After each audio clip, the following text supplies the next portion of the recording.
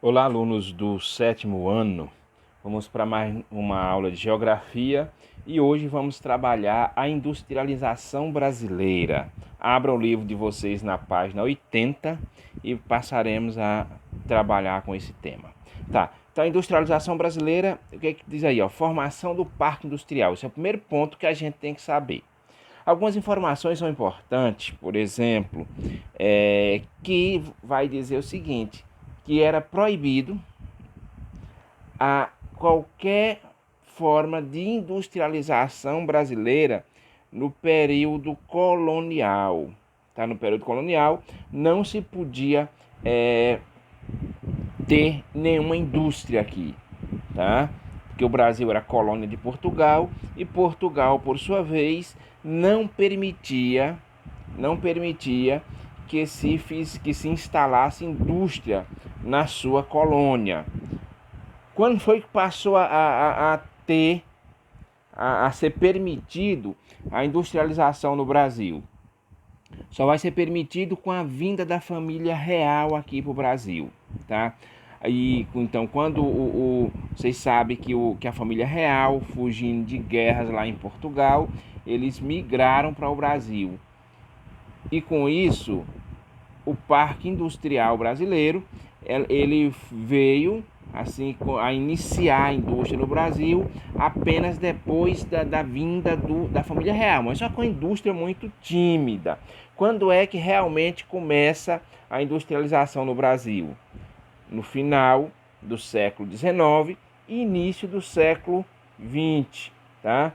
Então esse período aí, ele inicia-se a indústria do Brasil e é uma indústria mais básica do século XIX, tá? Que vai ser o quê? Uma indústria de alimento, uma indústria têxtil e indústria calçado, bebidas e móveis, tá? Então, no primeiro momento, nós tivemos indústria de alimentos, né? As chamadas indústrias alimentícias, e no segundo momento, que já era uma política de Estado, onde promoveu a transformação da nossa economia, eles trabalharam com uma política de Estado que fez surgir alguns tipos de indústria. Lógico, indústria bastante tímida, como a têxtil, calçado, bebida, móveis e de alimento. Tá? Aí nós temos aí uma imagem aí, tá? Mais ou menos da cidade de São Paulo, como era o início da industrialização. Tá?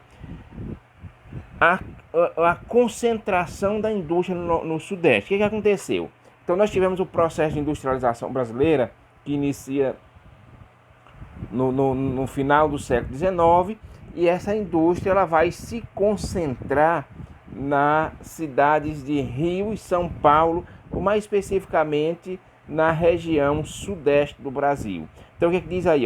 A partir do fim do século XIX, o Rio de Janeiro, que era a capital do Brasil, e o estado de São Paulo concentravam grande parte da produção industrial brasileira. Tá? Então é bom a gente chamar a atenção para isso. Então nós tínhamos o quê? Com a produção de café, principal produto de exportação do Brasil na época, estimulou o surgimento de atividades financeiras e as infraestruturas de transporte. Então o que acontecia? Por que a indústria foi para a região de São Paulo e Rio? Ou seja, tem muita ligação com o café, tá? Porque como o café que veio antes da industrialização, ele já deixou lá o que? Bancos, que são as atividades financeiras, e ferrovias e estradas que podiam escoar a produção. Então, e a concentração também de mão de obra, ou seja, essas cidades já se destacaram por ter grande quantidade de pessoas.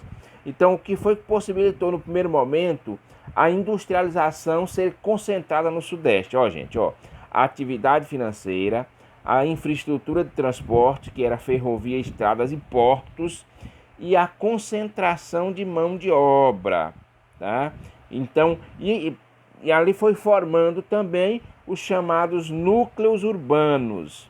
Aí nós temos aí um exemplo, uma imagem, né, de operárias em indústria têxtil em São Paulo.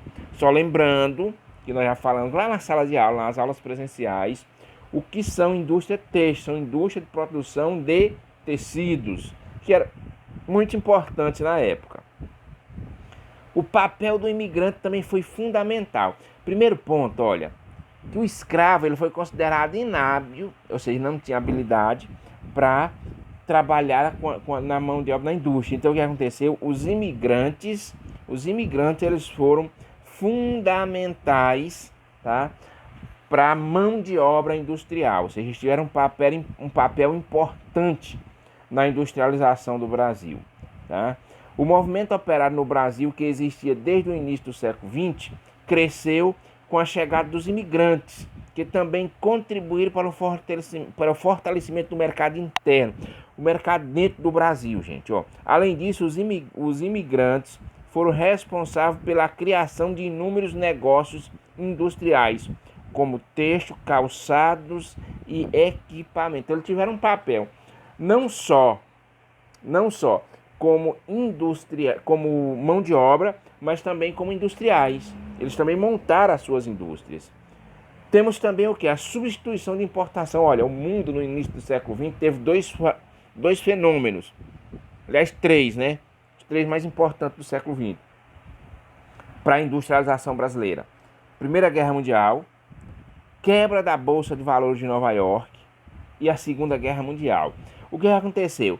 Com esses problemas lá no mercado externo, lá nos Estados Unidos e na Europa, o Brasil deixou de comprar produtos industrializados de fora, da Europa e dos Estados Unidos, e tiveram que produzir aqui no Brasil. Isso fez com que a indústria brasileira se fortalecesse, tá? Fez com que a indústria brasileira se fortalecesse, tá? Com isso, o que aconteceu? A indústria ganhou força, o brasileiro começou a consumir produtos nacionais e esse fenômeno ficou conhecido como a substituição de importação. Lembrando que importação, gente, é os produtos vindo de fora, vindo de outros países, importar, trazer de fora para dentro do Brasil. Então, como lá fora estava tendo guerra, estava tendo problema econômico nos Estados Unidos, os brasileiros começaram a consumir produtos nacionais. Com isso, fez com que a indústria produzisse mais para atender a necessidade do povo brasileiro. A indústria de ponta já é um segundo momento, tá? Já é um segundo momento da nossa industrialização. O que nós chamamos de indústria de ponta? Indústria com alta tecnologia, tá? Aqui nós já produzimos celulares, nós já produzimos computadores.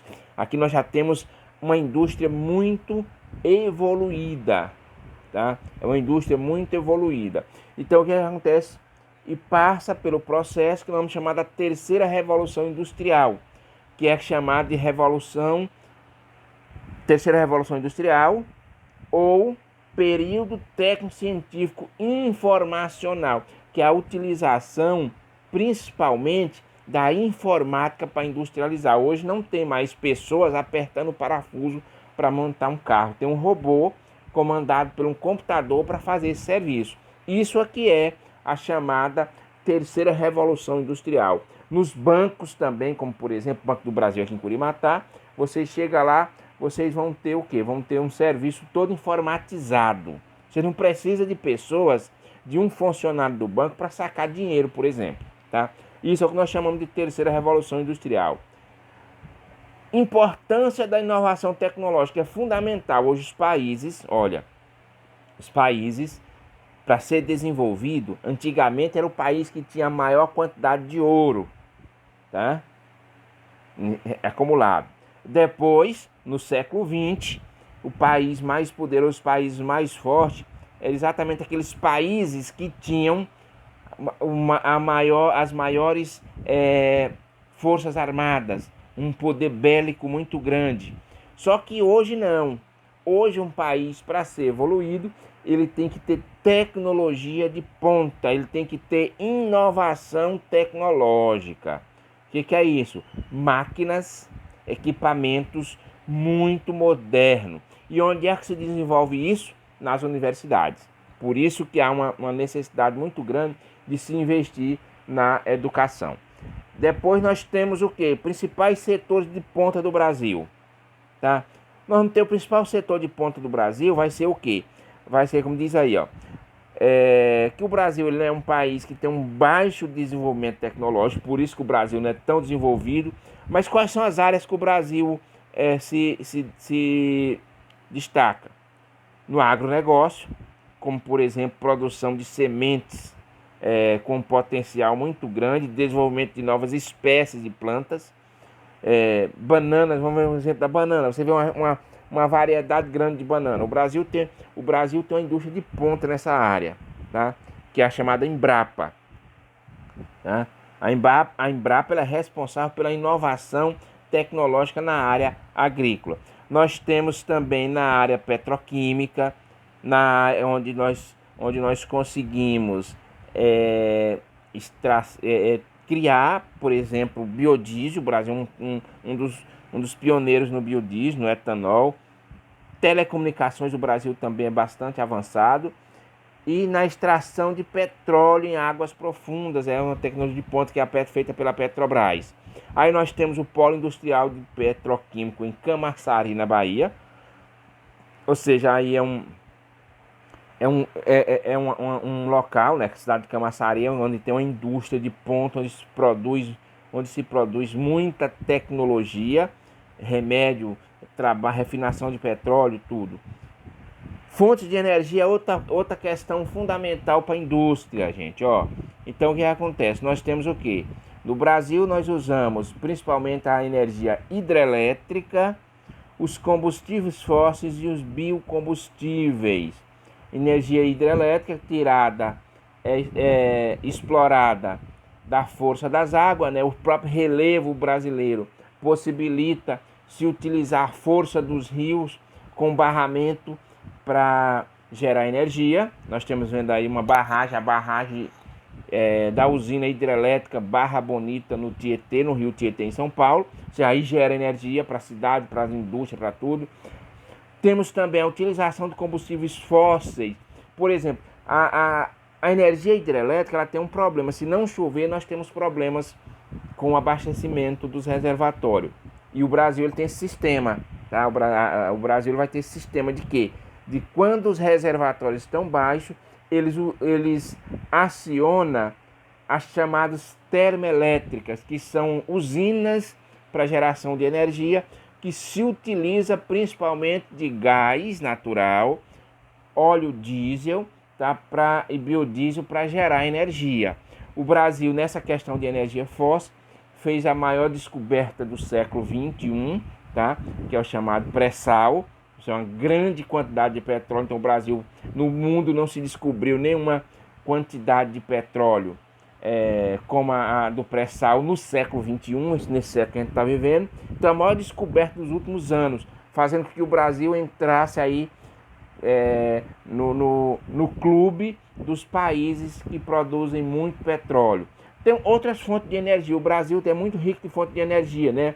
Aí foram criados, por exemplo, em Angra, na cidade do Rio de Janeiro, o Programa Nuclear Brasileiro, que é para gerar energia nuclear, tá? Tivemos também, anos aí, na década de 70, a criação do Programa Nacional do Álcool. Na década de 90, mais precisamente, no governo Collor, nós tivemos a renovação desse programa, tá? E nós tivemos aí já nos anos 2000, nos governos Lula e Dilma, nós tivemos um grande investimento no desenvolvimento de tecnologia para a produção do biodiesel e utilização das fontes de energias alternativas e renováveis, principalmente a energia eólica, tá? Que aqui vem do vento, e a solar, também conhecida como fotovoltaica, tá? Então, pessoal, essa é a nossa aula. Aí nós vamos ter aí a atividade, tá? A atividade do livro aí na página, deixa eu pegar aqui a página 86. Lembrando que vocês vão estudar, leiam para reforçar essa aula da página 80 à página 85 e façam a atividade da página 86. Aí nós estamos vendo aí da questão 1 à questão 10. Tá ok? Tenham todos uma boa aula e bons estudos e um bom final de semana.